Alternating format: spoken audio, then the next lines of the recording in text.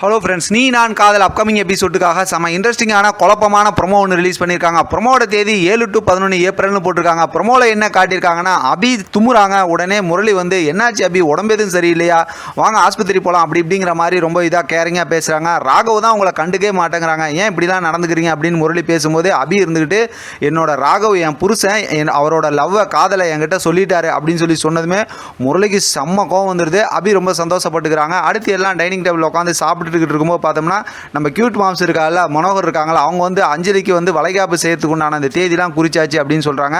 உடனே பாட்டி இருந்து ரொம்ப சீரும் சிறப்புமாக அந்த விஷயத்தை ஃபங்க்ஷனை செய்யணும் அப்படிங்கிற மாதிரி சொல்லி சந்தோஷப்படுறாங்க.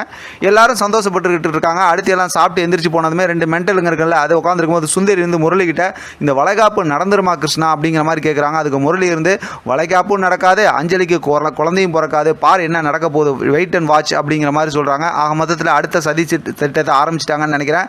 ஆனால் நம்ம எதிர்பார்த்த மாதிரி ஸ்டோரியோட ப்ரோமோ இல்லை அப்படிங்கிறது ரொம்ப கன்ஃபார்ம் ஆகிடுச்சு. வெயிட் பண்ணி பார்க்கலாம் என்ன நடக்குது அப்படிங்கிறத நம்ம கெஸ் பண்ணி பேசலாம். இதை பற்றின உங்களோட கருத்து கமெண்ட் பாக்ஸில் தெரியப்படுத்துங்க. தொடர்ந்து ஆதரவு கொடுங்க. தேங்க்யூ ஃப்ரெண்ட், தேங்க்ஸ் ஃபார் வாட்சிங்.